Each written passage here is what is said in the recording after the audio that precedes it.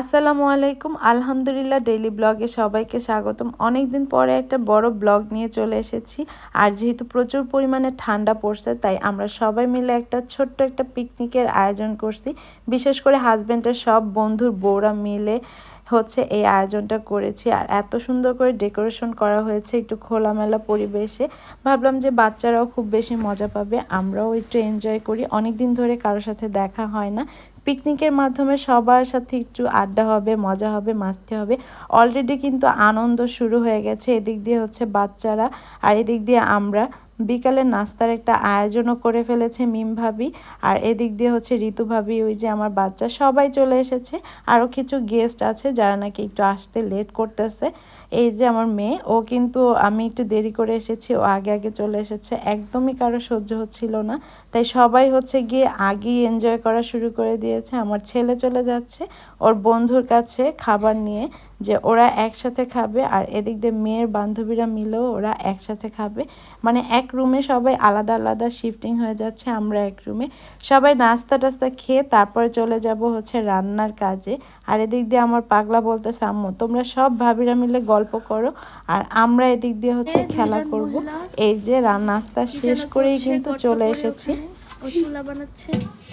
এখানে হচ্ছে দেখো আমাদের মিসেস বিপ্লব আছে, আর ওখানে মিসেস তানভীর আছে। ওনার হচ্ছে আজকে চুলা বানাচ্ছে। ওনারা নিজেদের বাসা আজকে খাবে না, ওনারা 300 টাকা করে চাঁদা উঠিয়ে গরুর বিরিয়ানি খাবে।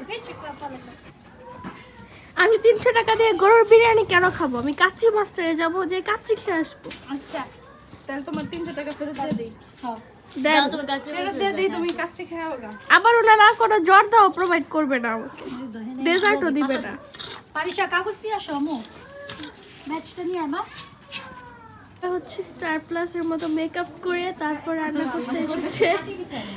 এভাবে তাকাও তো, বাবা একটু উচ্চ আরে এভাবে তাকাও। এই দেখেন উনি মেকআপ করে। তোমার অনুভূতি বলো।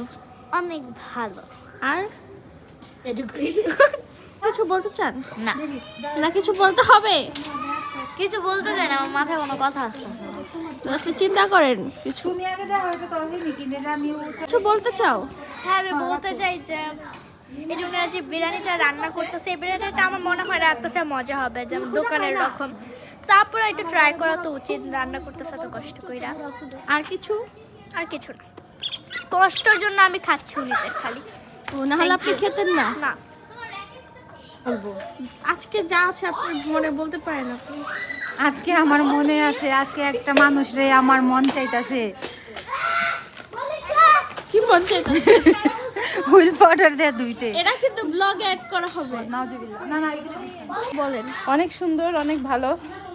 আর আর কি অনুভূতি জানতে চান? রান্না তো শুরুই হয় নাই, রান্না শুরু করি তারপরে অনুভূতি বলবো।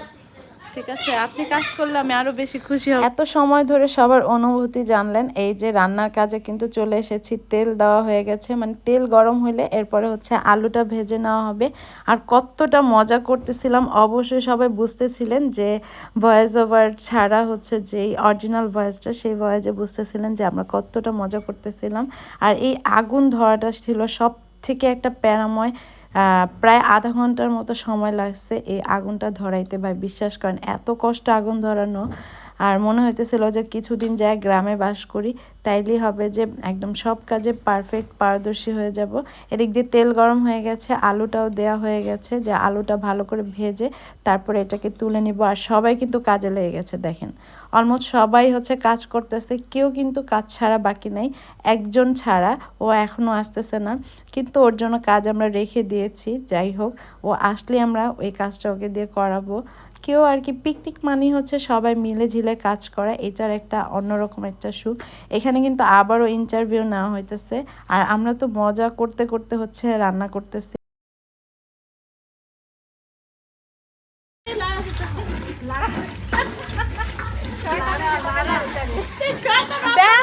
আমি বহুত কাম করছি। সবচেয়ে বেশি লাড়াচাড়া আমাদের তাকে ভাবিয়ে দিচ্ছে।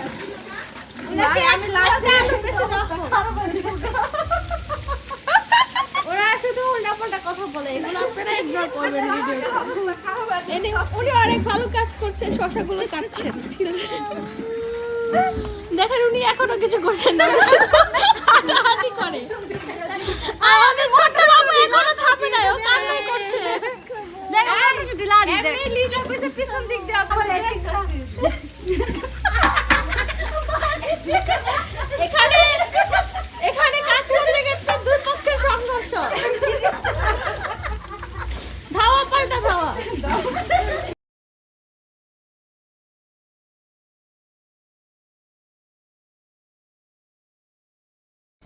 এতটাই মজা করতেছিলাম, মজা করতে করতে হচ্ছে রান্নাটাও কিন্তু আমাদের অলমোস্ট শেষ, প্রায় হচ্ছে 10:30টার মতো বেজে গেছে। আর এই গরম গরম খাবার হচ্ছে এখন সবাই পরিবেশন করব, অলমোস্ট বাইরে বসে খাবো। ঠান্ডার মধ্যে বাইরে বসে খাওয়ার মজাই আলাদা, পাটি বিছিয়ে। এই যে কতটা লোভনীয় হয়েছে আর এত সুন্দর একটা স্মেল বেরোতেছিল। আলহামদুলিল্লাহ, মানে সার্থক কষ্ট করা। আমরা হচ্ছে 2 ভাবি মিলে এই রান্নাটা করছি, খুবই মজা হয়েছে। আর এই যে এদিক দিয়ে আমি পরিবেশন করতেছিলাম, সবাইকে দিতেছিলাম। সব বাচ্চারা মিলে একসাথে বসে বাইরে হচ্ছে কার্টুন দেখে দেখে খাবার খাওয়ার মজাটাই আলাদা। এই যে এত বেশি এনজয় করেছি এই পিকনিকটা। ইনশাল্লাহ সামনের বছর আবারও এই শীতের মধ্যে আমরা